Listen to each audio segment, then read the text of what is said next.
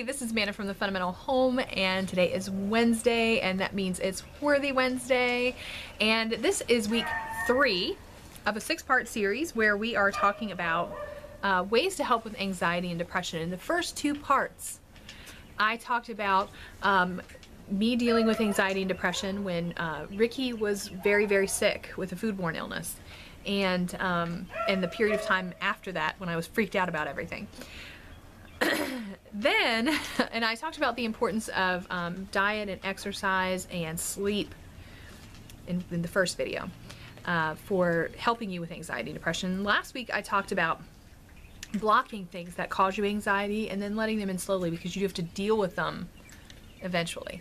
So this week I'm going to talk to you about another major thing that helped me in my struggle with anxiety and depression. None of this is a substitute for professional help. I am just a mom sharing my experience. So if you need professional help, there is no shame in that.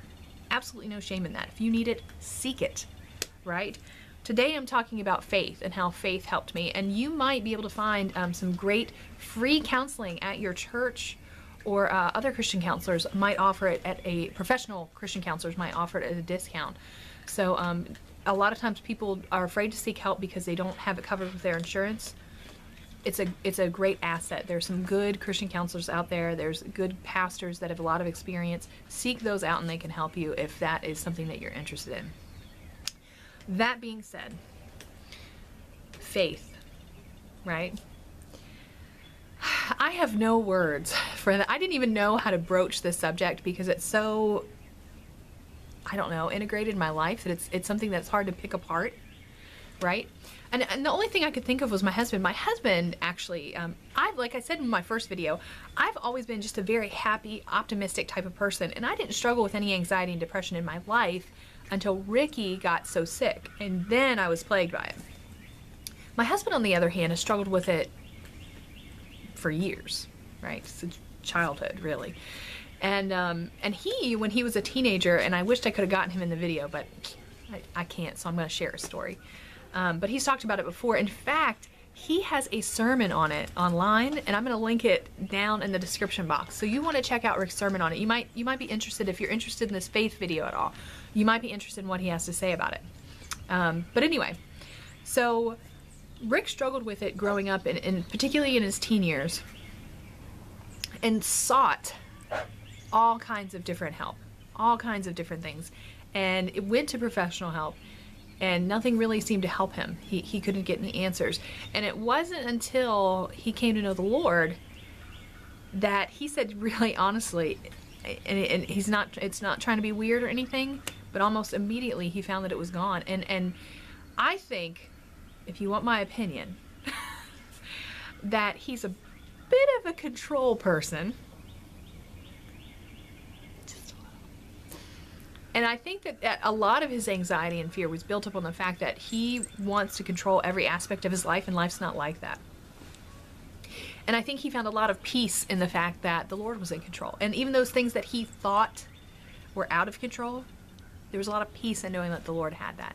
And that's just my opinion, but there were a lot of Bible verses that helped him. But I know, without a doubt, the #1 Bible verse that helped him was Psalm 34:4. And it said, "I sought the Lord, and he heard me and delivered me from all my fears." And that verse Rick repeated when I was with him at the time. And he repeated that verse so often. You know, he would tell other people the verse. He'd say it to himself. He had it written places. That verse brought him great comfort. And I think that it definitely was one of those things that whenever he was feeling stressed, whenever he was feeling anxious, he sought the Lord on it. And it didn't mean that the Lord took the thing away. The Lord didn't deliver him from what was causing the fear. The Lord delivered him from the fear, right? The anxiety of it. And I think that, again, that came from the fact that he had these control issues, that he wanted to control every aspect of his life, and he couldn't deal with it when things did not turn out according to his plan. It was just too much for him.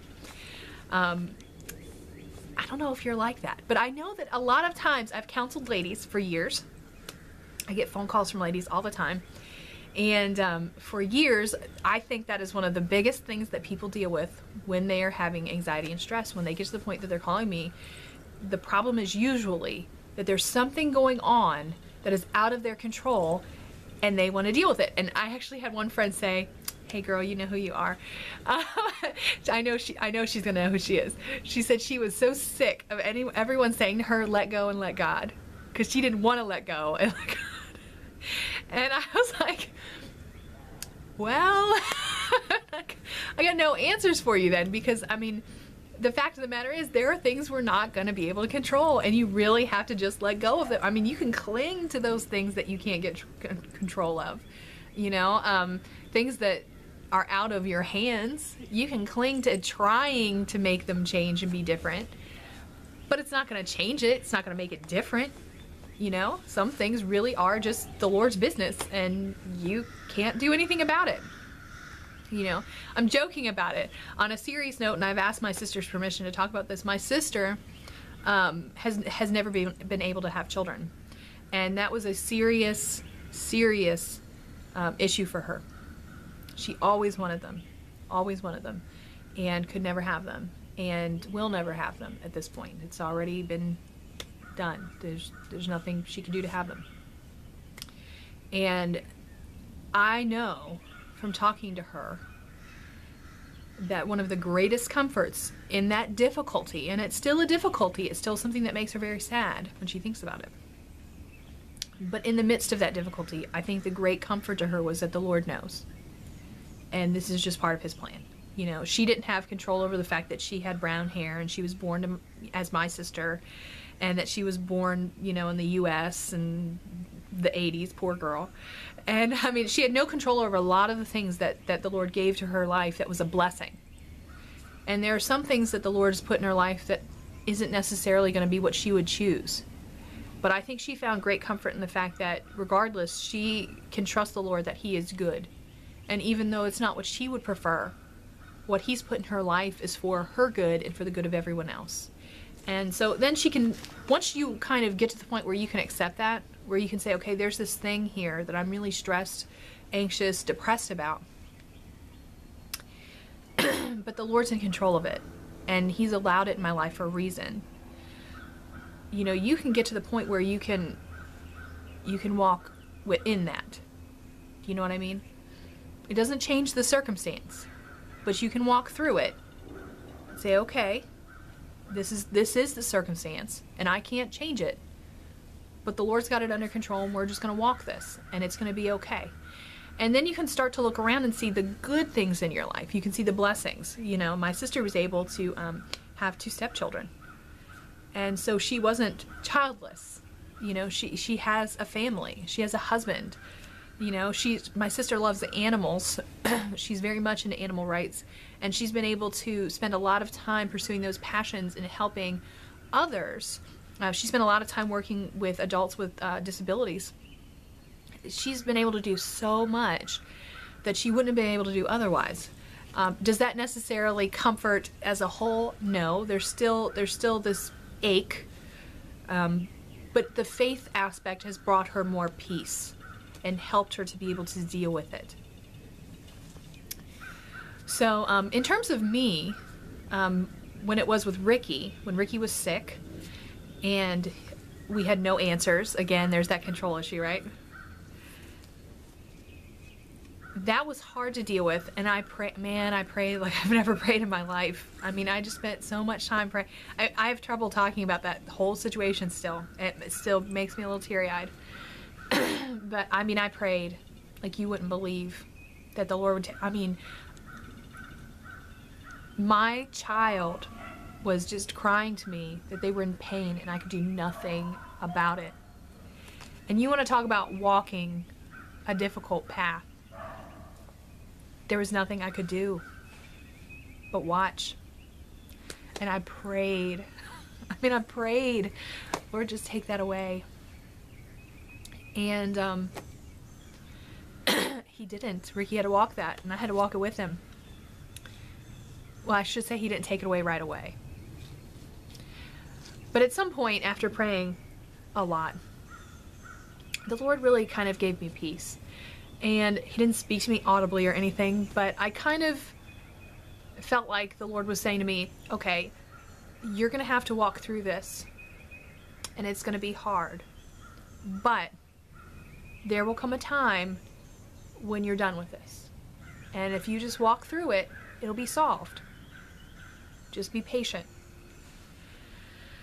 And while it wasn't what I wanted to hear, it gave me great peace. Great peace. That was probably about 2 months in. I had many, many more months to go. Many more months to go. But I was kind of at a breaking point, and it at least took the edge off to where I could say, okay, today is one day. I'm just going to do today. And it might not be solved today. That's okay. It's going to be solved in the future. One way or the other. And I even had peace that even if the Lord took him home to heaven, I'm like, it would be solved. To me, that at the time, it was so much easier than watching him suffer. It was so much easier than watching him suffer. It wasn't what I wanted, but man, I was at peace with if that was what happened, that at least he wouldn't be suffering. So, but, you know, can you imagine what it takes to get a mom to that point? I have no words. But it didn't happen that way. The Lord really did take all of that away. He took away all of it. And I think it was for a purpose, and it might even be for all of this, that we could share our experiences, not just with the foodborne illness, but with dealing with difficulty like that. But I don't think at all I could have gone through that period of time. I think I would have broken myself had it not been for the fact that I had this faith and that the Lord really just gave me a peace about it. I couldn't have gone through it. I straight up couldn't have. And so I think that if you're out there and you're going through this anxiety and depression, I know for me, and you know, you hear these stories of lots of other people, how they go through these difficulties and their faith is what carries them through. It's not fake. It's not a fairy story. It's real. It's really real. And you won't know it until you go through something like that yourself. And frankly, I hope you never have to, because there's nothing I've ever been through harder in my life. But it's real. And if you are going through a difficulty, and if you are struggling, particularly, I'm telling you, a lot of times it's control. Excuse me. Sometimes it's not control. Sometimes it's actually straight up rebellion. Sometimes we have a lot of anxiety and depression because we know we're doing things that are wrong. And yes, I'm going the moral route here. There are things that are wrong. Contrary to what culture says, there are things that are just straight up wrong. Adultery, wrong.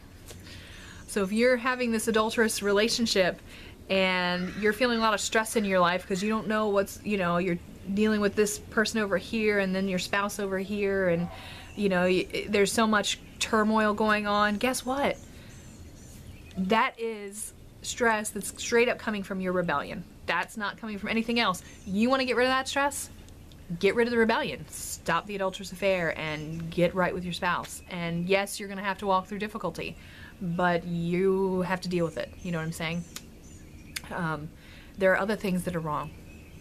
I'm not going to name them all, but I mean, there are things that are straight up wrong. And sometimes people want to tell themselves, but it's right, it's okay because of this reason. They want to make excuse. It's not. It's not. And before you think I'm judging you people, I'm not. I mean, I'm going to go straight to the Bible verse that says, for all have sinned and come short of the glory of God. We have all been there and done that, okay? We've all gone the wrong route and had to turn around, okay? But if you're dealing with anxiety and depression, you have to really reflect on, is there something in my life that's causing it that's because of some rebellion in my life, and maybe that's it. You know, particularly if, as a Christian, you know, there's definitely verses that talk about how the Lord is going to chasten his children. So you might be feeling the chastening. Just throwing that out there, it's a possibility. But it's usually those two things. It's rebellion or control issues. Those two things seem to be the cause of a lot of anxiety and depression. And people have kind of rejected the truth in terms of when it comes to rebellion as to what is good and what is right. And they say, well, you know, I don't want to do what's good and what's right. Well, then you're going to be struggling. right? And then also people with control issues are like, but I want charge of my life. Well, then you're gonna have an issue with anxiety and depression because you can't have control of your life. So, and I'm not belittling it really, honestly. I'm making light of it, but I'm not belittling it. There's two different things. So, but you have to understand these things and understand the root of it. And because once you understand the root of it, then you can go to the Lord and be like, okay, Lord, I have this rebellion in my life. I really need to get rid of it. I need to just turn away from that. Can you help me with that? And again, seeking help. Might need to seek some help on that thing. If you have control issues, you can go to the Lord and say, Lord, you know what? I'm sorry. You control my life, not me, and I'm going to back off. I need to listen to you. So you just kind of have to take inventory of those things and say, okay, which end am I dealing with? And how can I seek the Lord in a way that's going to be helpful to me? You know, because you do have to have a right relationship with the Lord if you're going to be right-minded. But again, I will say, seek professional help if you need to. Don't feel ashamed. Nothing to be ashamed about. That's what they're there for, right? We all need it sometimes. If just because someone has never gone through it yet, doesn't mean that they won't ever go through it. Okay? We're all going to hit periods of difficulty and grief in our life. And you might need it. And don't feel ashamed of it. Just make it happen if you need to. So anyway, faith. Best place to get it, reach out to a Christian friend. I mean, that's a simple place. This is not precluding the professionals, but just in addition to, seek out a good Christian friend. They might have some good advice for your personal situation. They might be able to help you and support you. Obviously, your pastor or a religious leader, definitely check with them. They might have some advice for you. But anxiety and depression, something serious, but something that faith can help with. There are countless stories out there of faith helping with anxiety and depression. And I think it could help you too. So anyway, that's this week's suggestion for Worthy Wednesday. Next week, we are going to be talking about connecting with others, which I just kind of touched on a little bit. So again, if you like this series, give me a thumbs up down at the bottom here. Go ahead and like it. That helps me to know that this is something helpful to you, something that you want to see in the future. And don't forget to leave me some comments and let me know if faith has helped you with your anxiety and depression. I would love to hear about that, because I think some people out there who see this video might think, you know, how can that help? So if it's helped you, please leave a comment down below and let others know that it's been a blessing in your life. So, and don't forget to check out Rick's sermon in the description box, because he explains it a lot more eloquently than I do. So, all right, you guys, next week, Connecting with Others, Part 4. I will see you next time. Bye. Hey, thanks for watching. I'm really glad you came to visit us here at the Fundamental Home. Make sure if you enjoyed this video that you click the like button, and also click subscribe right below me for more videos coming into your inbox all the time. And also, if you enjoy social media, we've got links up at the top here for Facebook, Twitter, Instagram, Pinterest, all the other fun things. And check out thefundamentalhome.com for more information about what we're doing all the time and how we do it, because there's way more details there.